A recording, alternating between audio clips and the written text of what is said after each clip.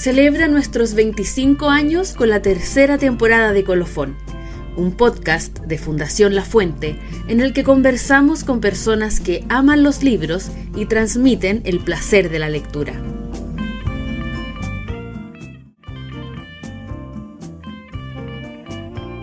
Lo que pasa con la lectura es que creas tu propia enciclopedia personal y sabes hojearla, no te das cuenta cómo la vas creando, ¿no? Hola, les doy la bienvenida a un nuevo capítulo de esta tercera temporada de Colofón. Soy Carolina Hilino y hoy vamos a conversar con Berta Inés Concha, editora, distribuidora, librera, fundadora de Liberalia, que es justamente una distribuidora editorial y que también tiene librerías. También fundadora de la librería Prosa y Política, de la librería La Gabriela y uno de los socios de la librería El GAM. Eso es. Esto por decirle el presente una nomás. síntesis muy buena. Solo el presente. Bienvenida. Muchas gracias, es realmente un gusto estar aquí en la Fundación La Fuente, que yo creo que ha habido pocas iniciativas como esta en materia de promocionar, aportar y dinamizar, qué sé yo, el mundo del libro. Es un honor. Muchas gracias. Para empezar a adentrarnos en tu vida laboral, cuéntame cómo estás ahora, cómo ha estado esta semana y cómo es un día normal para ti o una semana normal para ti. Mira, yo la verdad es que me autoexploto, cosa que le cargaría a filósofos como Byung-Chul Han, pero me autoexploto porque en realidad son diferentes empresas, ¿no? Pero todo dentro del circuito del libro, como llaman ahora, del nicho ecológico del libro, ¿no? Entonces, por un lado, articulo la cosa de la librería Prosa y Política, vamos viendo la promoción, vamos viendo, hay libros que solamente traigo para Prosa y Política y para la librería del GAM. Entonces, mi labor es mucho la curaduría de los libros que voy a traer para las librerías propias. Luego tengo que coordinar la cosa de la distribución. La distribuidora por antonomasia es Liberalia Ediciones, ¿no? Varias decenas de libros españoles, de sellos españoles en exclusiva, de sellos chilenos que tengo el honor, el gusto también de distribuir. Desde hace unos 10 años está fantásticamente activa todo el mundo de las editoriales chilenas, ¿no? Y por otro lado, finalmente tenemos la pequeña editorial nuestra, que debe tener un catálogo no mayor de 150 libros, pero muy escogidos todos, ¿no? Entonces también me pasó en ese sentido. Tengo diferentes departamentos, coordinamos, estamos todos juntos, incluso hay una supervisión muy directa y fácil respecto de la logística, que nos ha ayudado a dar un muy buen servicio en general, a tener prestigio de orden y puntualidad, ¿no? Entonces me lo paso leyendo. Te confieso una cosa triste, que es la que más me cuesta. Leo tantas cosas, es decir, por obligación y porque me interesa para mi profesión, ¿me entiendes? Para lo que estoy haciendo. Pero he tenido que disminuir un poco la lectura de lo que yo quisiera leer para mí misma, ¿me entiendes? O sea, leo mucho, pero en la medida en que más leo profesionalmente, para desarrollar todas estas otras actividades, menos puedo leer para mi propio gusto, ¿me entiendes? ¿Es muy diferente lo que lees por tu propio gusto? Mira, fíjate que yo tengo un sesgo fuerte por el ensayo, ¿no? Me interesa mucho el ensayo, me interesa mucho la antropología, me interesa la cosa política, por supuesto, también. Pero simultáneamente me interesa también la historia, ¿no? Pero me interesa mucho también cierto tipo de poesía y la novela, en realidad novela clásica, ¿no? Y he descubierto algunos nombres maravillosos, creadoras, sobre todo mujeres, en este momento, que han tenido más oportunidad de publicar y son muy buscadas, ¿no? En el rango latinoamericano. Me sigue interesando la literatura y la creación latinoamericana mucho. Y de lo extranjero, bueno, me interesan las literaturas nórdicas mucho. pero también el pensamiento, todo lo que sea reflexión y pensamiento de la comunidad iberoamericana, ¿no? Y por supuesto para eso hay que leer lo que está pasando en el resto del mundo. O sea, esto es como una especie de militancia virtuosa porque le da sentido a la vida y le da a mi vida. Y también me hace entender cosas que siguen siendo siempre un misterio, afortunadamente.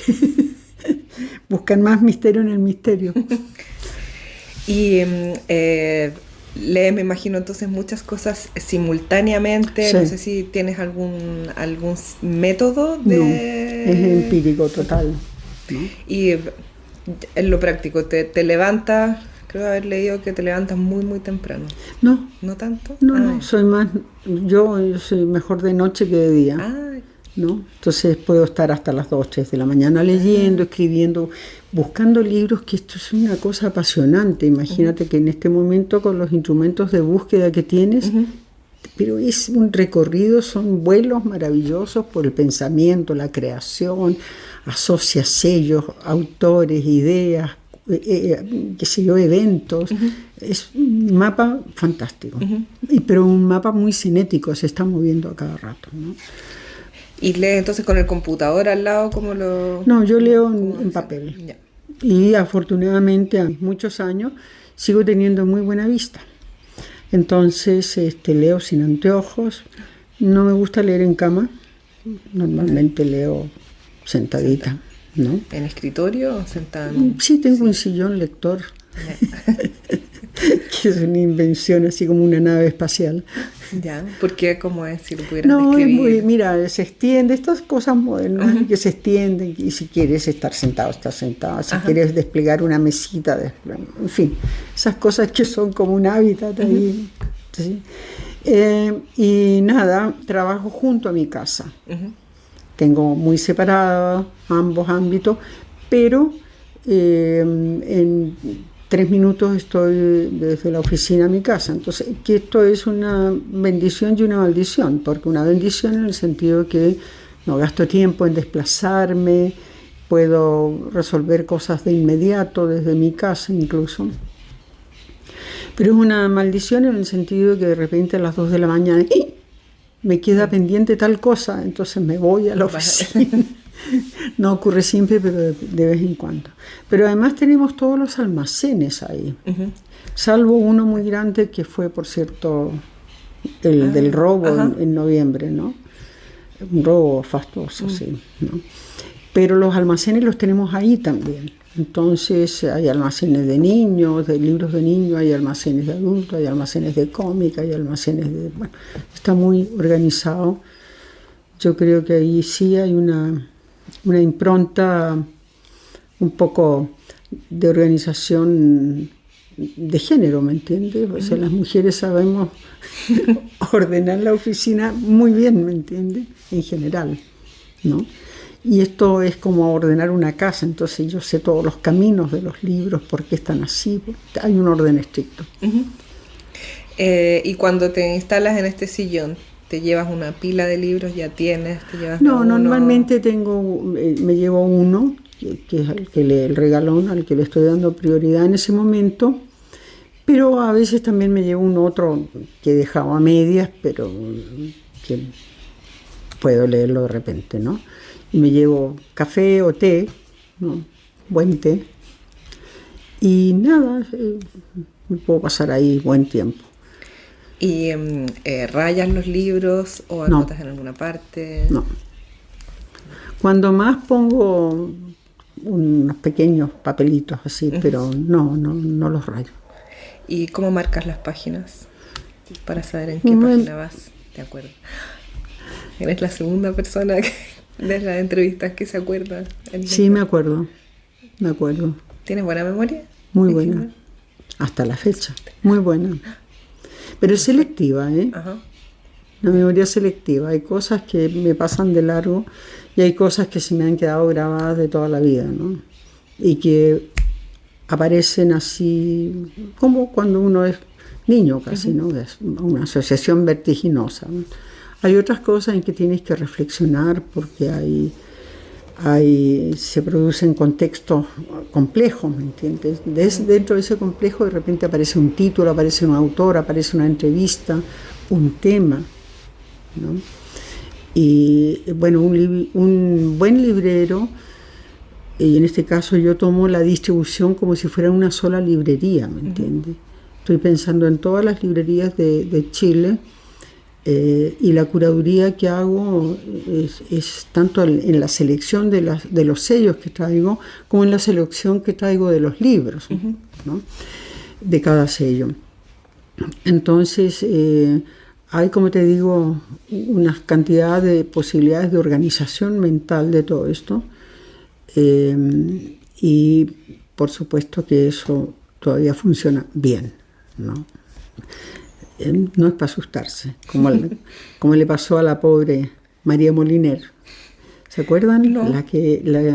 La gran autora del diccionario de uso del español, que lo hizo con fichas chiquititas, todo el diccionario ese maravilloso, complicadísimo, complejo, porque es de uso.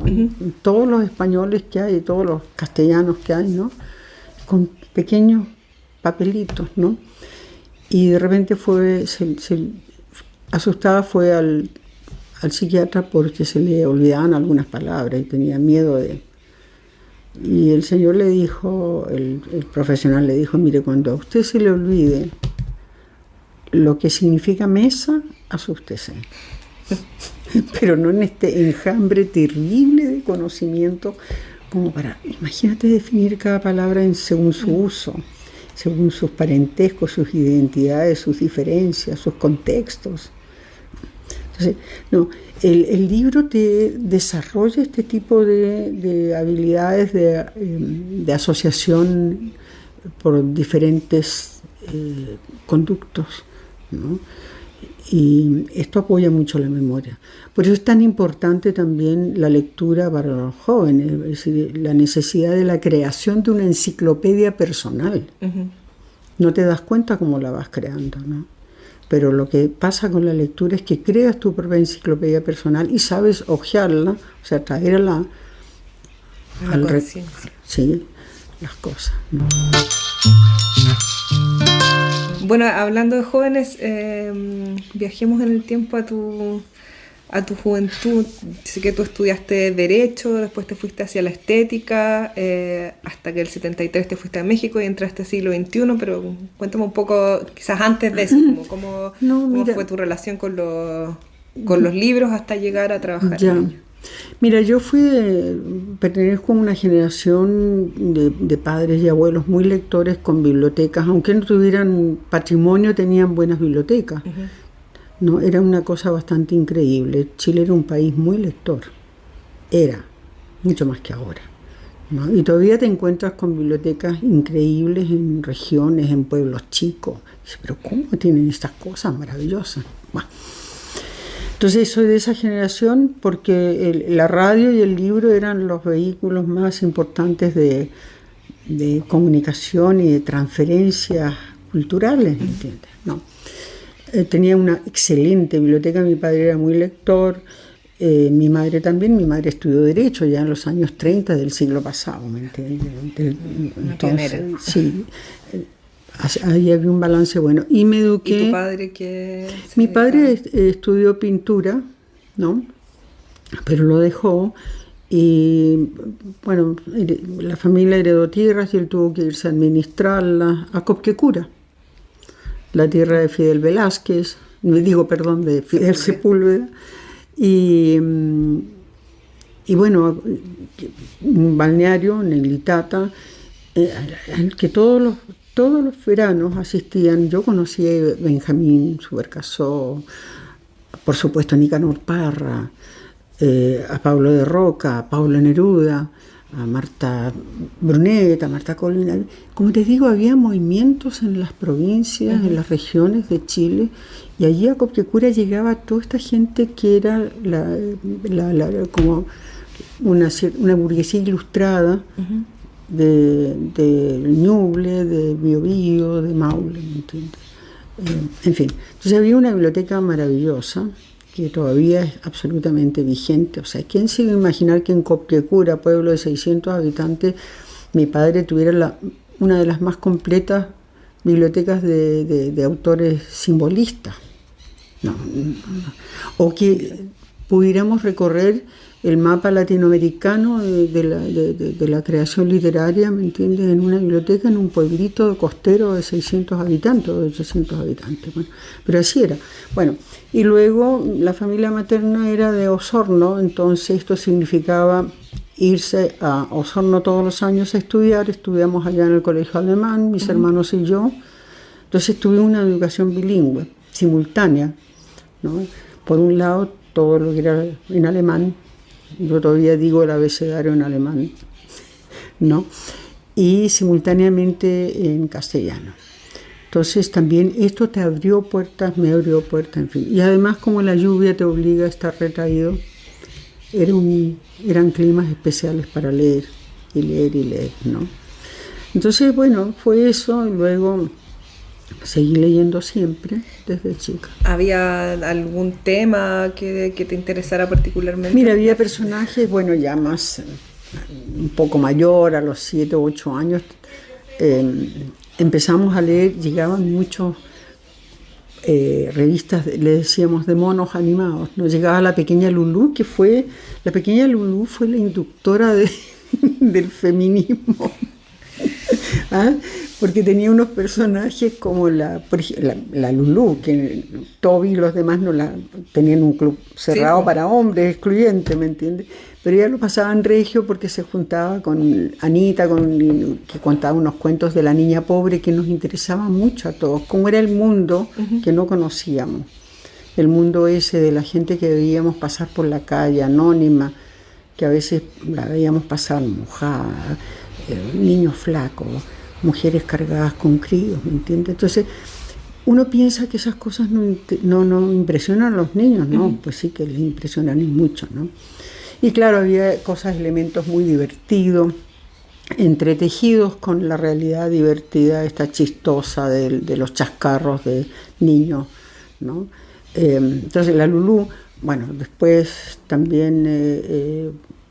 muy después fue la Mafalda, pero también fue Pipi Calzas Largas, ¿no?, de la Astrid Lindgren, que alcanzaba a llegar acá y que fue el gran vector de la conciencia de las mujeres en Escandinavia, ¿me entiendes? Pipi Calzas Largas es así como la gran heroína que emancipó a muchísimas generaciones de mujeres suecas, finlandesas, noruegas, en fin. Entonces leíamos mucho esto. Y había un libro maravilloso que era El Tesoro de la Juventud, que tenía 20 volúmenes enormes, en que había humor, fantasía, las mil y una noches, los grandes viajes, las grandes aventuras, la narrativa del mar, la narrativa del bosque, la narrativa de los animales, en fin. Entonces, claro, era el mundo, la realidad, pero también había menos invención, había de repente genios como Aladino, ¿me entiendes? Pero, o cosas divertidas en que el humor jugaba una parte muy importante, un papel muy importante, porque uno tenía la convención, vamos a imaginar que el mundo es así, y había una historia rara, divertida, que se salía de la realidad, ¿no? Y todo el mundo aceptaba la convención, decía, sí, vamos a jugar que es así, ¿me entiendes? Entonces, era muy interactiva esta cosa. Y de ahí en adelante, mira, en la adolescencia me tocó, y después ya en los primeros, en la universidad, nos tocó todo el boom latinoamericano. La maravilla de conocer nuestro continente, de sabernos cercanos y sin embargo diferentes, distantes, ¿me entiendes? Y de empezar a entender todo eso. Fue una época privilegiada, ¿me entiendes?, en términos de lectura y de estímulo, de conocimiento, ¿no? Pero siempre también hubo una marca, un sentido de desentrañar el mundo. Uno cree que los niños leen nada más para divertirse. No, también leen para explicarse cosas, ¿no? Y los libros de conocimiento que cohabitan ahora, el libro álbum, ¿no?, con libros que son creación literaria pura, reflejan eso, ¿entiendes? Los niños quieren saber de animales, quieren saber de la naturaleza, quieren saber de otros países, de otras costumbres, de otras edades, ¿entiendes? Necesitan explicaciones mucho más que las que se les da en el colegio o les da un matinal, ¿no? En fin. Entonces, hace una secuencia y cuando llegué a México, yo ya había estado en otras cosas, un poco en televisión, haciendo documentales, ¿no? Y estudiando estética, entonces había dejado el derecho y llegué allá y me iba sobre todo en un país que es un país federal como México, con tantos derechos procesales puntuales. Particulares. Y porque a mí me gustaba, México era el país del libro, ¿no? Fondo Cultura, siglo XXI, era nuestro tiempo, Colegio en México, y sigo, ¿no? Entonces me metí ahí gracias a que sabía alemán y que paradojalmente en el colegio alemán también aprendimos francés y un inglés con una pronunciación alemana terrible que parece de Tarzán, pero está bien, ¿no? Entonces eso te da una muy buena base para trabajar en una editorial. ¿Y casi ¿cómo llegaste al siglo XXI? Mira, porque mi pareja, mi novio, que después fue mi marido,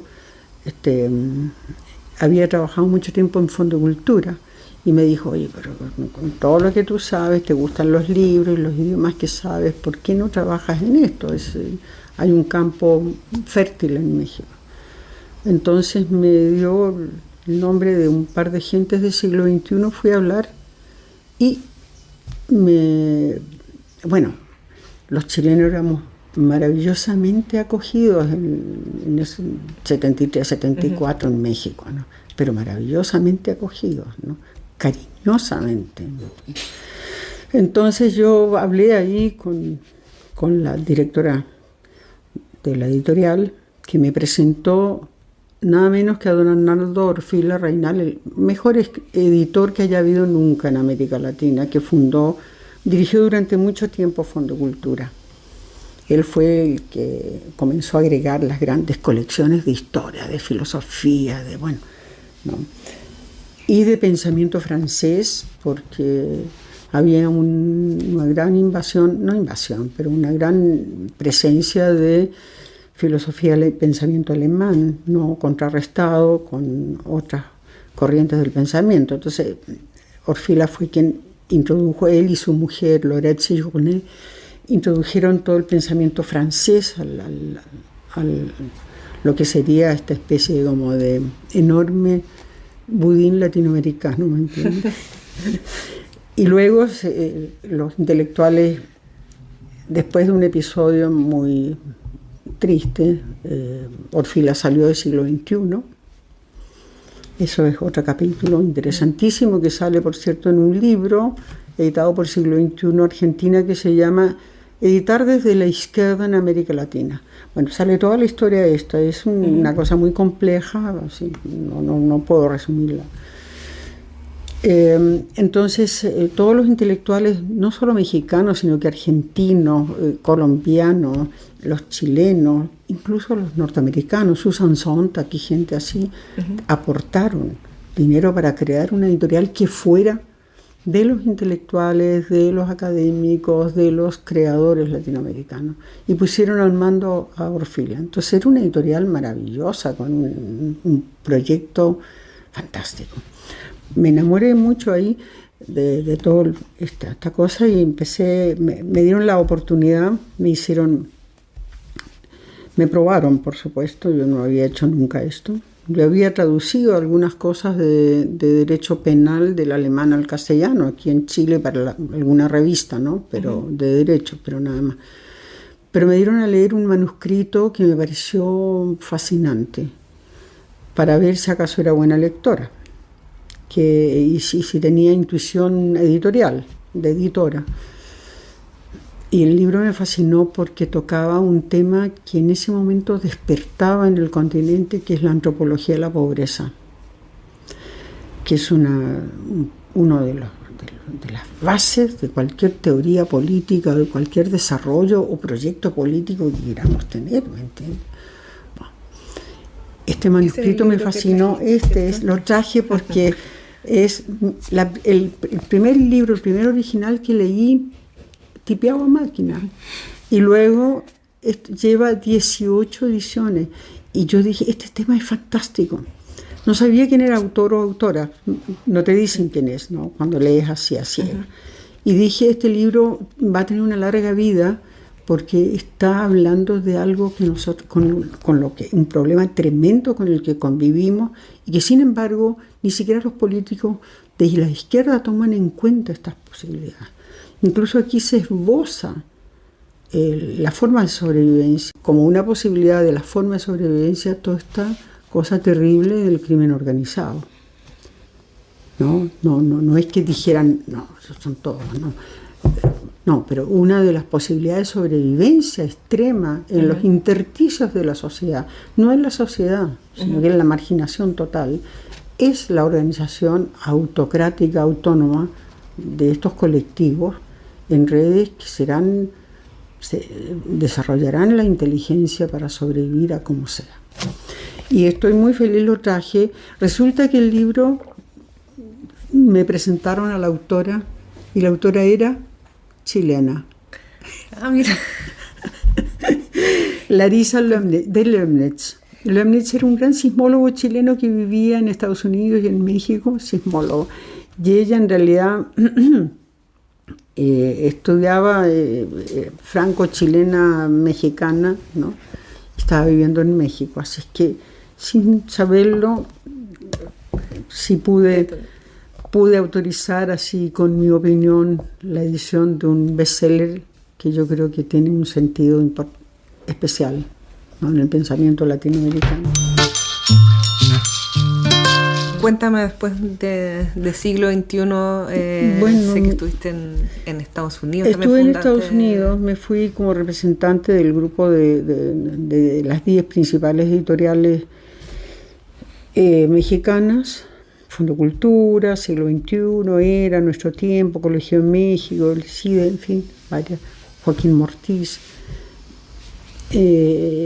Yo había enviudado entre tanto y me fui con mi nuevo compañero boliviano a Washington. Entonces dije, yo no voy a estar de señora diplomático allí, ¿me entiendes? Entonces mejor me voy y fundo una librería y una distribuidora para todo Estados Unidos de este tipo de libros, que son los libros de élite, ¿me entiendes? Pero no una élite así excluyente y tonta, pegajosa, prepotente, no, sino que de una élite intelectual que quiere entender de la gente que está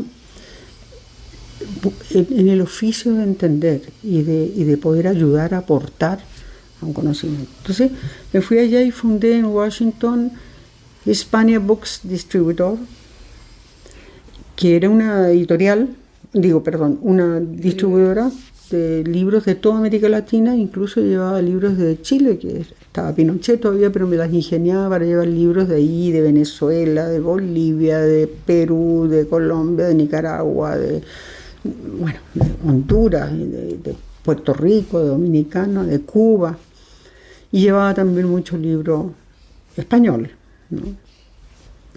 Pero yo creo que fue la primera librería que se abrió en Estados Unidos, ¿no? Que tomaba en consideración las ciencias sociales, no solo la creación literaria, porque estaba de moda el boom y qué sé yo, ¿no? Pero aquí también había esta otra base cultural que interesaba mucho, porque había ya muchos organismos académicos en Estados Unidos como LASA, Latin American Study Association, ¿no? Que estudian América Latina, y había miles de profesores, de académicos en las diversas universidades norteamericanas que estudian América Latina y que necesitaban estos libros y que no había formas de conseguirlos, ¿entiendes? Porque, claro, ahora se han desarrollado mucho los medios de transporte y comunicación y el email y lo que sea, ¿no? Pero entonces no había nada.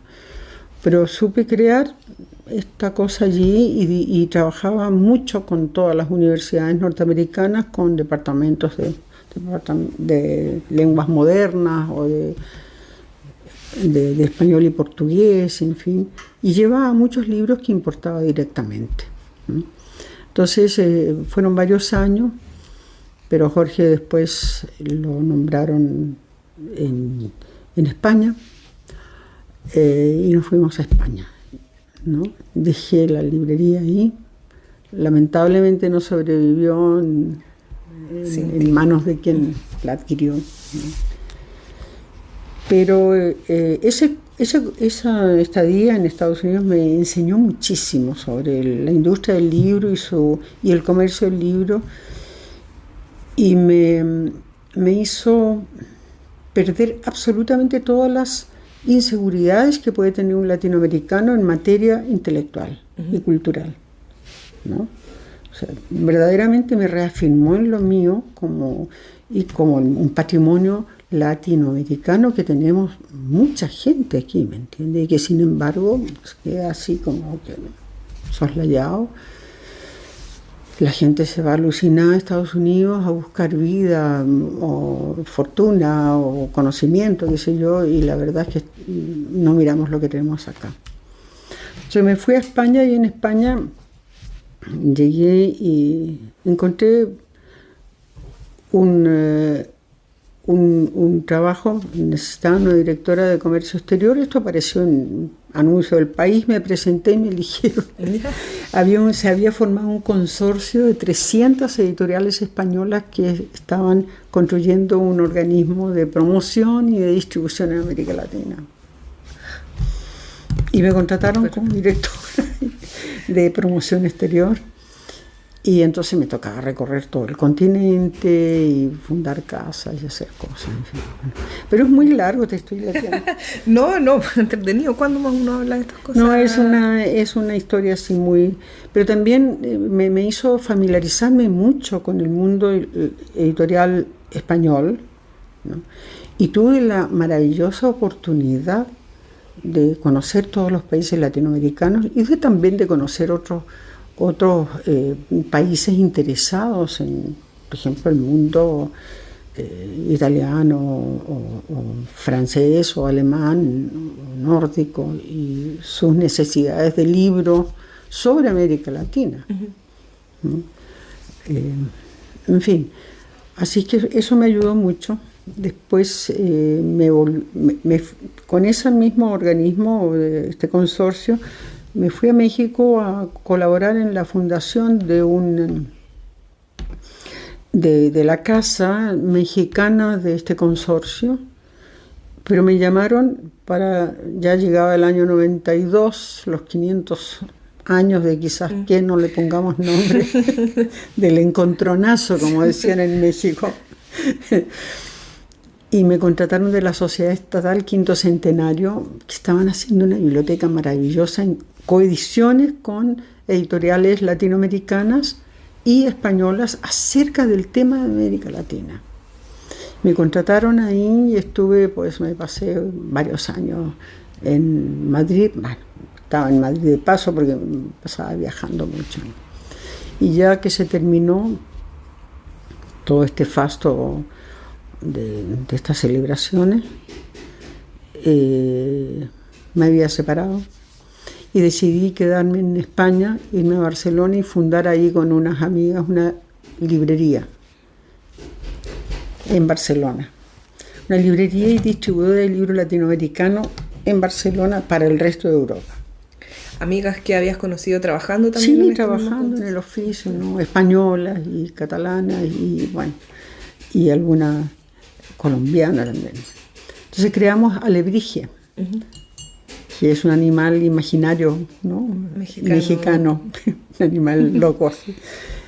Y fue una librería muy bonita, la única librería en Barcelona latinoamericana, en fin.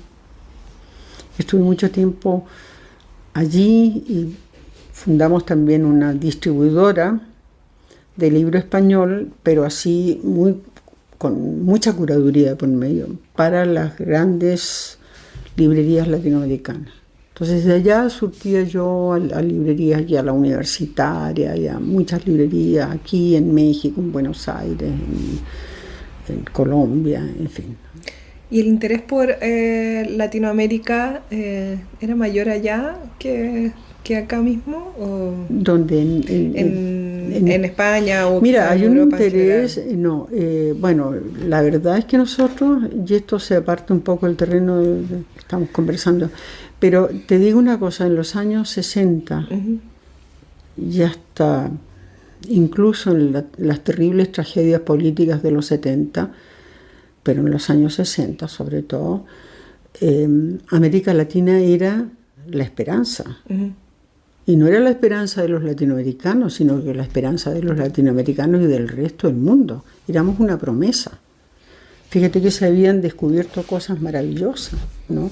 En América Latina por un lado había una ciencia social latinoamericana inédita que no estaba así focalizada, ¿no? Como hablaba yo de la antropología latinoamericana, la sociología latinoamericana, de las teorías del desarrollo, de la sustentabilidad, que hoy están tan de moda, pero revolcadas así, no recicladas. La economía, la economía del subdesarrollo, la economía, qué sé yo, la parte, los aspectos ecológicos y de sustentabilidad de todo el crecimiento, ¿me entiendes? Por un lado. Por otro lado, incluso la religión había evolucionado hacia la teología de la liberación, se había inventado aquí en América Latina. La educación, había propuestas increíblemente innovadoras de América Latina en materia de educación, como Paulo Freire hasta el momento se lee, y se sigue, ¿me entiendes? Son propuestas para educar pueblos que están en diferentes etapas del desarrollo económico y con una redistribución interna muy desigual, ¿me entiendes? Entonces, bueno, pero había, además de eso, la música latinoamericana inundaba todo, ¿me entiendes? Qué sé yo, las músicas, bueno, la violeta, las músicas chilenas, la música argentina, la música mexicana, el trópico, todo, la salsa, ¿me entiendes? Era también los instrumentos, la música, la alegría de vivir, la cordialidad u hospitalidad, se le llama ahora en filosofía actual, ¿no? de los pueblos latinoamericanos, todo esto, junto con los tremendos dramas que vivían. Y finalmente el boom que cuenta, narra un continente que no se sabe si es Occidente o qué es lo que es, ¿me entiendes? Porque empiezan a valorarse además las culturas de los pueblos originarios. Entonces hay se revalora todo lo que es el barroco, y no solamente lo que es el realismo mágico, sino que es muy jugado, un juego hedonista, ¿sí? Sino que también se valoriza lo real maravilloso, que es un concepto diferente. Y si miramos con atención, estamos mucho más situados, impregnados de lo real maravilloso, los latinoamericanos, que muchos otros pueblos, ¿me entiendes? Tenemos cosas maravillosas por descubrir y dentro de nosotros, de nuestras propias sociedades, con todos los problemas que haya, ¿me entiendes? Entonces, sí, había un gran interés por todo esto, ¿no? Y no solamente es la cosa del folclore, de la baile, todo, ¿no? El conjunto, la promesa que era América Latina y que ya no. ¿no? Ojalá que reconstruyamos parte de la esperanza con ideas propias, ¿entiendes? Pero solo no lo vamos a poder hacer. Y Liberalia. Liberalia. Mira, llegó un momento ya estando en España en que, bueno, estaba mi madre sola en el campo, en Copecura, y yo empecé a pensar, bueno, si yo no regreso ahora a Chile, ya no vuelvo nunca más. Y yo quiero, o sea, soy muy, muy de acá, ¿me entiendes? Entonces, bueno, ya. Decidí liarme la manta a la cabeza, como se dice, y venirme acá. Y llegué acá con la idea de hacer una escuela de oficios editoriales. Pero esto no podía hacerlo yo no tenía un patrimonio como para sustentar un proyecto de esta índole, pero pensaba que tal vez alguna universidad, alguna institución podía colaborar en esto. Pero no hubo oportunidad todavía, estábamos muy en pañales en la cosa editorial acá. Es más, yo creo que el desarrollo que ha tenido el mundo, la industria y el comercio editorial en Chile desde fines de los 90 hasta ahora es impresionante. Han surgido autores, ilustradores, editoriales, movimientos, en fin, ha sido impresionante y se ha proyectado hacia afuera además, ¿no? Mucho. Yo creo, y traje aquí algunas muestras de cosas que hemos hecho nosotros como editores. Empecé a editar yo por mi cuenta, fundé como tengo mucho conocido en el mundo editorial hispanoamericano y norteamericano, decidí, bueno, voy a empezar distribuyendo libros que no existen en Chile, no llegan, ¿no? Pero que son interesantísimos. Y hacer cosas, a rescatar además cosas nuestras. Entonces, a propósito de estas cosas que decía yo, de la proyección del mundo latinoamericano hacia otros. Mira, aquí hay este es un libro silente, o sea, no tiene texto. Lo hizo nada menos que Luisa Rivera.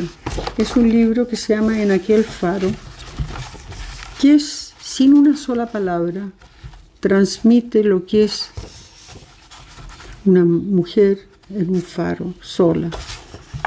Puedes ir leyendo. ¿Qué virtud tiene esto para el lenguaje y para la lectura?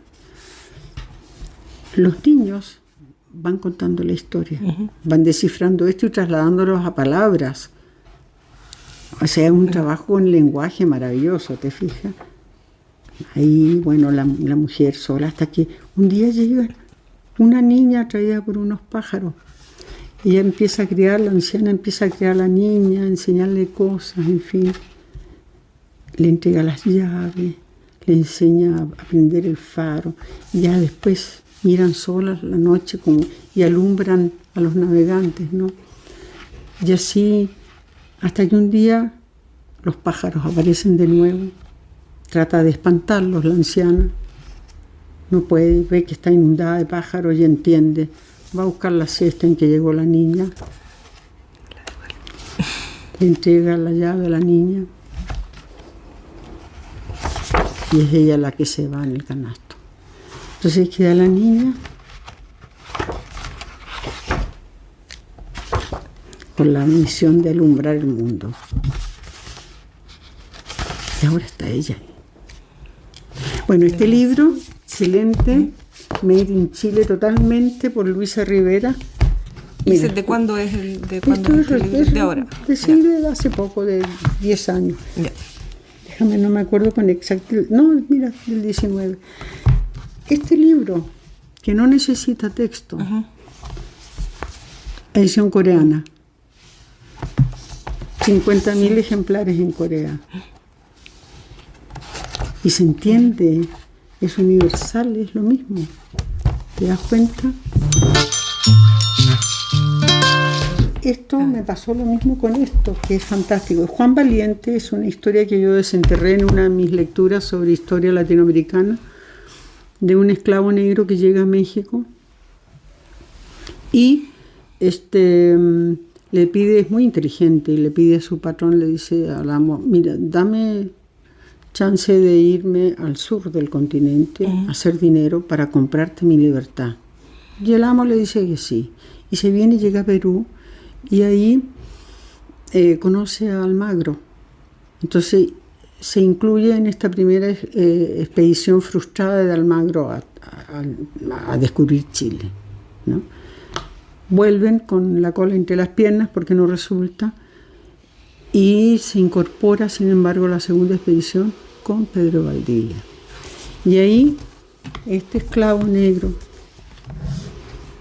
se convierte en la mano derecha y en el estratega de Pedro Valdivia. No figura en ninguna parte, nadie lo conoce. En Santiago hay una calle que se llama Juan Valiente en Vitacura, de 2 cuadras. En San Pedro de la Paz también. Nadie sabe quién es. Si alguien dijera quién fue la mano derecha de Pedro Valdivia, fue él. ¿No? Y esto es tan interesante y fantástico, el tema y la calidad del dibujo y la de la narración y tal. Está como en Francia, cómic, en por si novela alguien no gráfica. está mirando. Sí, me lo compran en Francia para hacer una gran novela gráfica, mira. Sobre el descubrimiento de Chile. ¿Te das cuenta? O sea, me preguntabas qué interés hay por allá. No, es que hay interés. Sí. No. Bueno. No, sí, pensaba de hecho que había más allá que acá mismo.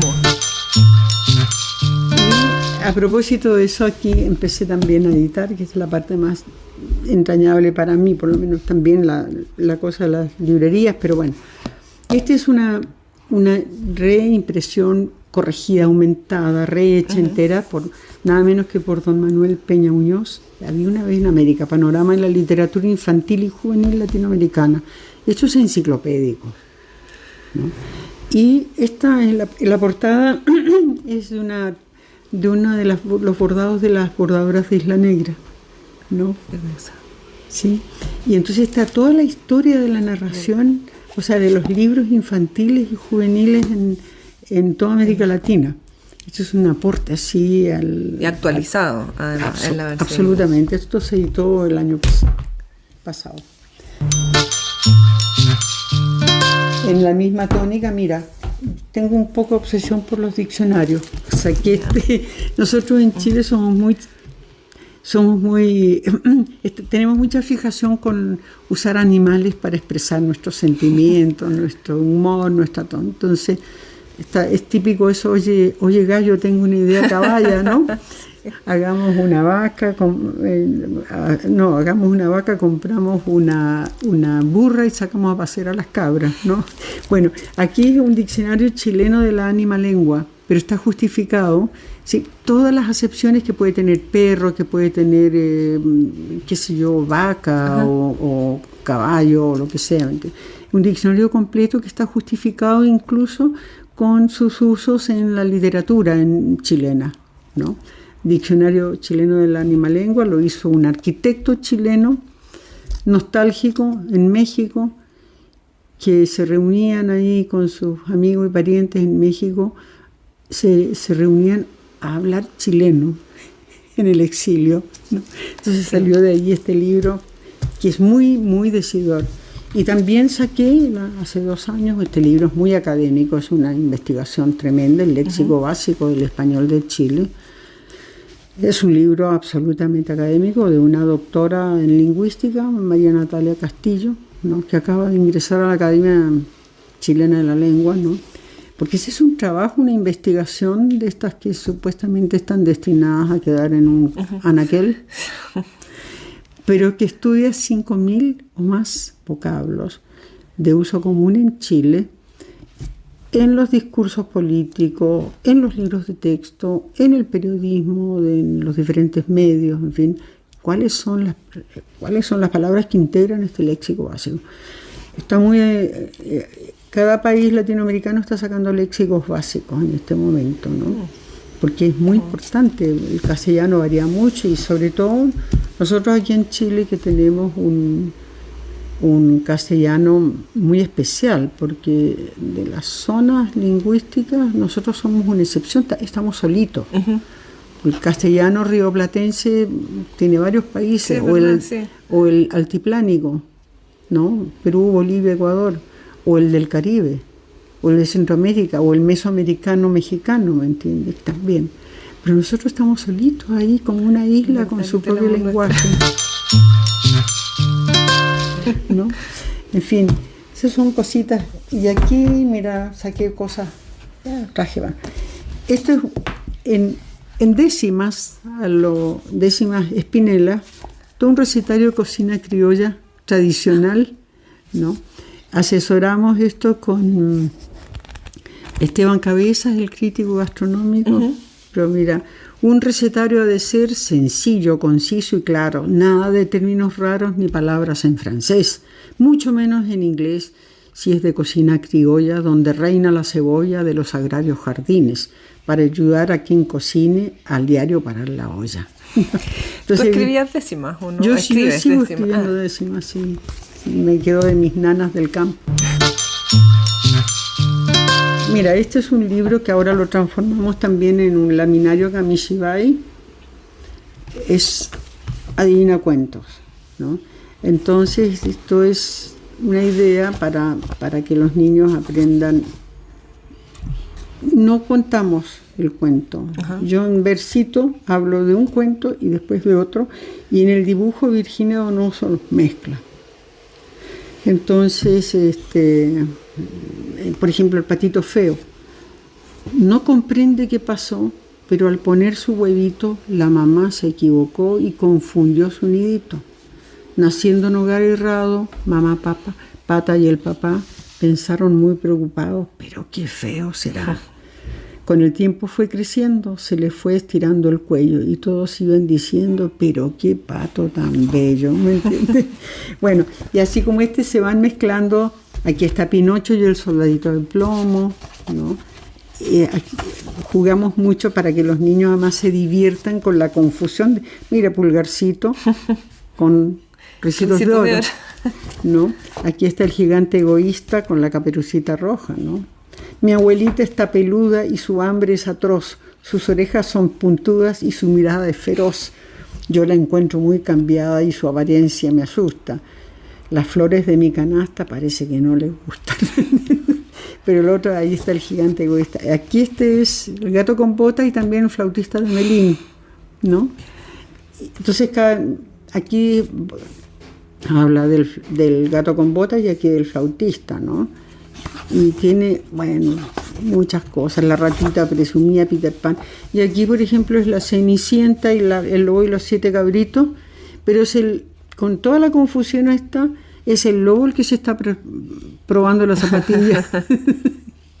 El zapatito. Entonces esto se puede pasar para que los niños, ahora ya en Kamishibai no es tan necesario esto. Tú o leías y los niños, tal cosa, qué sé yo, y les encanta, gozan como locos cuando descubren, o lo hacías al revés, con esta portadota. O le mostraba la imagen o le mostraban el... Claro, ¿qué es esto? Y entonces iban deduciendo. Bueno, estas cosas también las hago.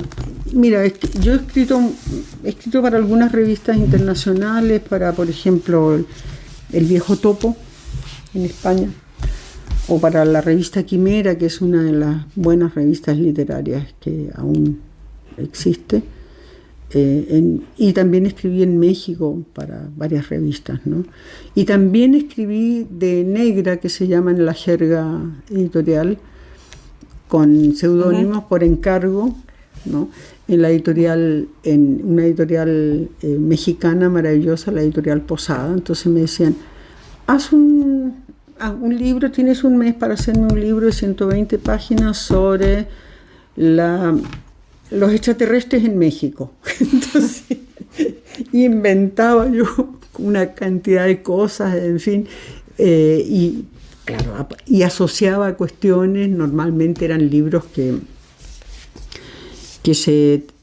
los que se tiraban 80.000 ejemplares y se vendían en los kioscos de todo México y Centroamérica.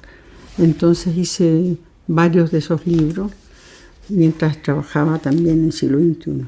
¿Y tú crees que ahora con este crecimiento de la industria renace un poco también algo de la esperanza de que también vuelva a haber tantos lectores como decías que habían, como cuando tú eras chica? Mira, yo creo que va a ser difícil recuperar esa costumbre, ese hábito, ¿no? Pero siempre hay cotos, nichos así que leen y que necesitan leer. Porque, mira, la verdad, si te pones a pensar, y esto no lo digo yo, sino que lo dice un lingüista italiano muy conocido,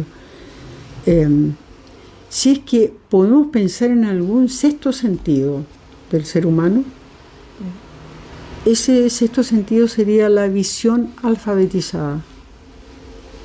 O sea, la visión que se funde, en que se funden dos cosas, el ojo y el oído. Que entonces los dos sentidos más importantes que se potencian tremendamente, porque cuando tú lees no solamente estás descifrando con el ojo unos garabatos que son las letras y los textos, sino que además estás escuchando la palabra y diciéndola silentemente. Ahí todavía hay gente antigua, verbomotora, que lee en silencio, pero ¿no? Ya. Pero la mayor parte de la gente se imagina, escucha la palabra sin decirla, sin hablarla, ¿me entiendes? Y está fundiendo dos percepciones, pero agudísimas, como son la vista y el oído, y las está fundiendo, y esto hace que tú puedas pensar de manera sucesiva, ¿no? Consecuencial, o secuencial, si tú quieres, no inmediatista. Como es, la pantalla te obliga a pensar en imágenes así, muy, una especie de tormenta de imágenes, ¿entiendes? Te permite asociar poco, menos profundamente que la lectura. Entonces, para la lectura comprensiva yo creo que es prácticamente irreemplazable. No sé, ahora con todas las formas modernas de hacer libros digitales y tal, por supuesto que va a haber algún desplazamiento del libro, pero el libro está cada día más bello. Son objetos, como yo digo por ahí, son objetos así maravillosos, ¿no? Sin necesidad de tecnología, sin necesidad de enchufes, de nada, ¿no?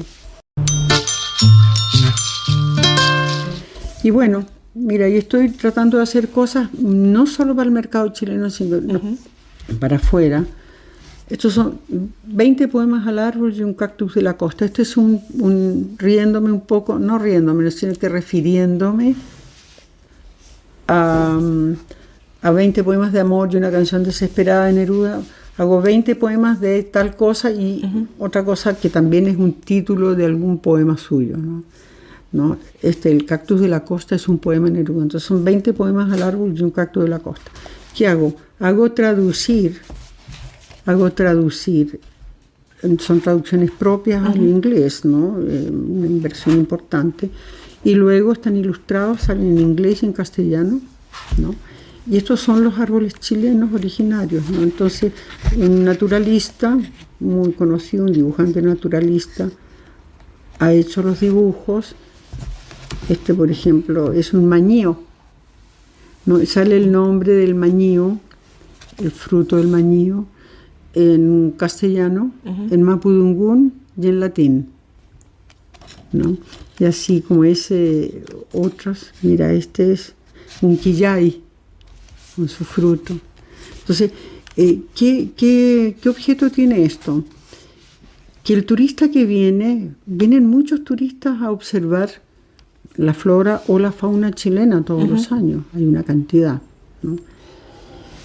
Y que ha escuchado a Neruda y quisiera, pero que no le interesa todo Neruda, pero sí le interesa la vivencia de los árboles y del bosque chileno, ¿no?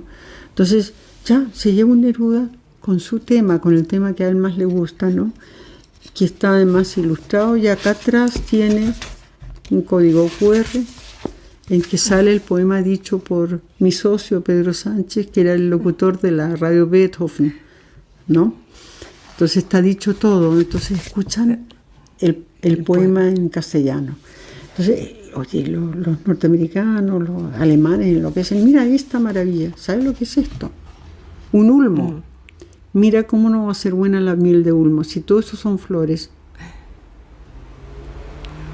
Hermoso. ¿No? Y sale, como te digo, en mapudungún, en castellano y en latín. Esto es una colección, hay 20 poemas al árbol, un pacto de 20 poemas de mesa, 20 poemas de vida, ahora sacamos 20 poemas al mar, y una ancla dormida, en fin. Estamos tratando de hacer un envoltorio, una propuesta temática de la poesía Neruda para gente que no lo conoce ni conoce nuestra poesía. Bueno, en fin, he hablado demasiado. Esa era la idea. Muchas gracias, Berta, por contarnos algo de tu trayectoria. Yo sé que es súper difícil de resumir en este tiempo acotado. Pero... No, yo te agradezco la paciencia y el respeto por dejarme hablar así. Normalmente el ping-pong es un poco frustrante tanto para el periodista, el entrevistador, como para quien es entrevistado, ¿no? Aquí he tenido la oportunidad generosísima de parte de ustedes. Sí, para terminar, nosotros siempre terminamos con una lectura. Si quieres leer algo, un parrafito de lo que sea de estos libros. De alguna de estas cosas. Mira, leamos esto que es lo más, pero leamos un postre.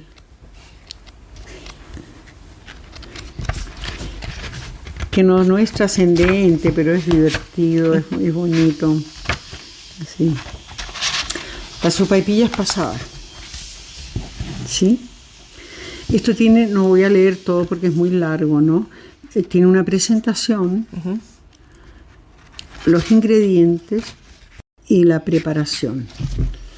Entonces, respecto a sopaipillas pasadas, ya que estamos en invierno,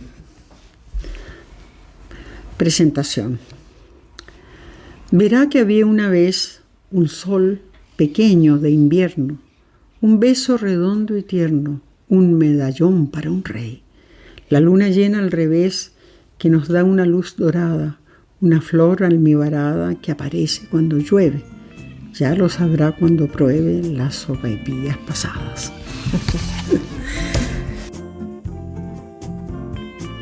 Esto fue Colofón, un podcast de Fundación La Fuente.